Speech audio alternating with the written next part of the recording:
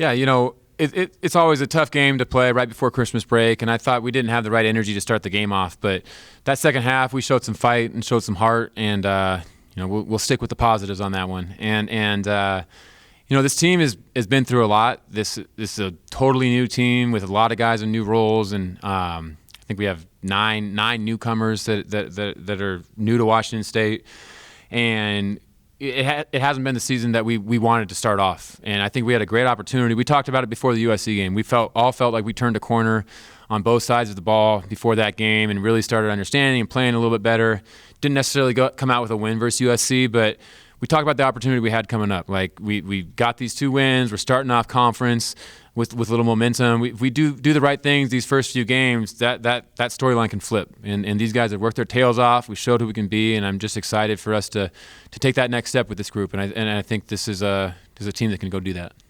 You mentioned just sort of taking the next step. What does it do to get these couple wins under your belt before the Christmas break, to get a week off where guys can shut their brains off for a little bit, not have a practice every day?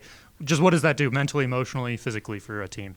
Well, especially with this group, like this has been a wearing preseason, and they worked their tails off the whole fall, the whole summer. It's been one of the hardest working teams that I've coached, and plus the mental load of us having a disappointing start, I think, has been something that these guys can get off their feet, take their minds off things, be with the people they love, and come back with a refreshed mindset. And I think with all the lessons that we've learned, with the love that we started creating in that locker room with these guys, I think we can really have something special.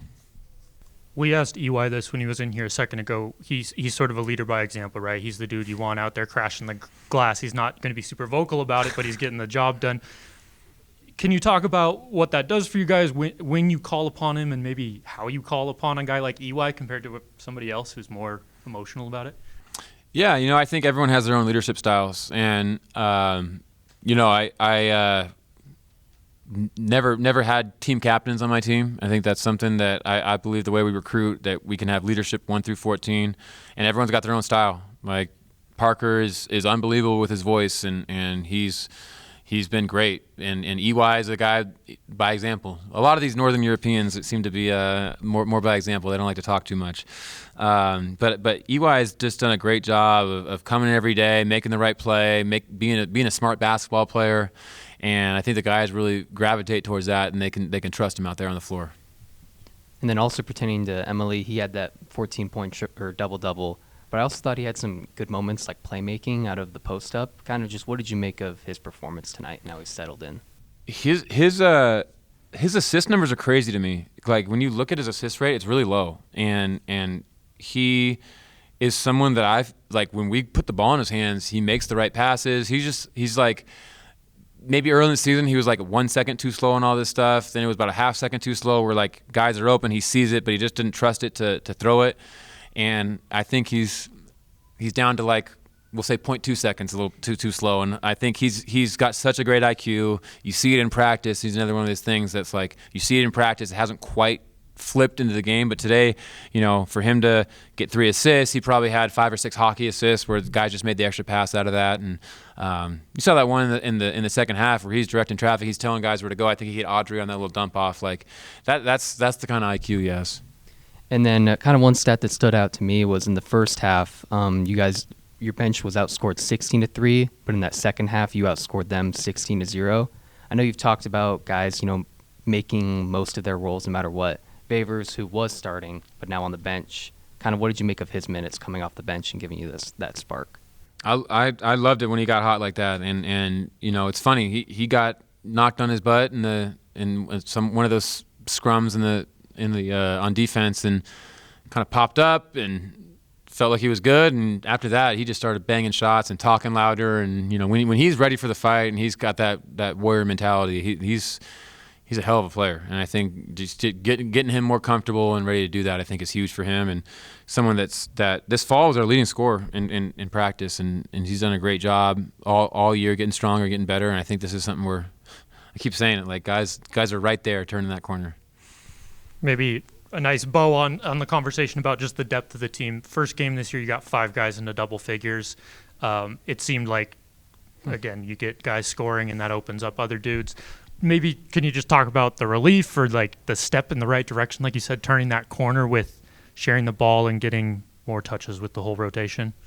Yeah, that's something we really emphasized after Maui. Like, our assist numbers are still not where I want them to be. 12 assists isn't good enough. We had 19 versus Eastern, and I do think that scoring balance is something that's a key to our team, the way we play. And I loved last game. Ace and Ems came off the bench. I think they had like 30 something combined, maybe 40 something combined.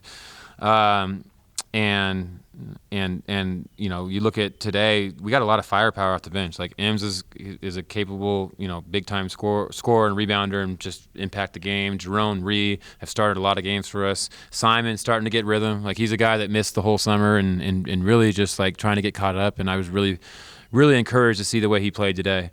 And then Parker's been good, and we're just getting him finding his role here. And like, that's 5 really good players off the bench that can impact the game and make winning plays, and that's the strength of our team. Coach, we'll let you get out of here. Congrats on the win. Go Cougs! Merry Christmas! All right, we're here with Eemeli Yalaho and Ace Glass following today's win over Mercer.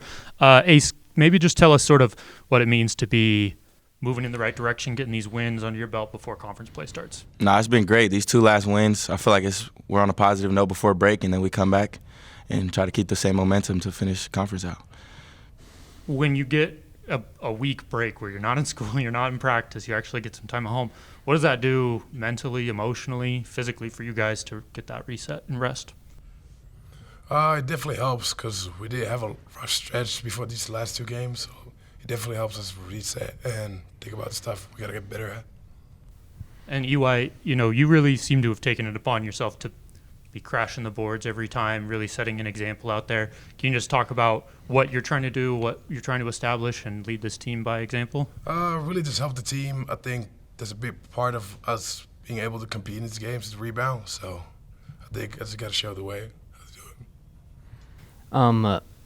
It was kind of a neck and neck game, but what did you guys see that kind of blew it off or blew open in kind of that second half? I feel like our defensive focus, I feel like that's what we've been trying to focus on the whole season. So just trying to put a full 40 minutes together of just great defense and finishing plays on rebounds without fouling at the end of plays, and then getting out in transition and playing through our offense, just being talented athletes. And then for Eemeli, kind of last game, Coach and Ace talked about Ace trying to get through defense is kind of crashing in on him a little more since, it's a bigger assignment. Kind of what does it open up for the offense when he's able to get his own shot like he did tonight? It definitely helps a lot, and I think he's done a great job also sharing the ball because teams have scouted him more, of course, because he's been playing great. So I think he's taking a big step of finding open teammates and creating for others too.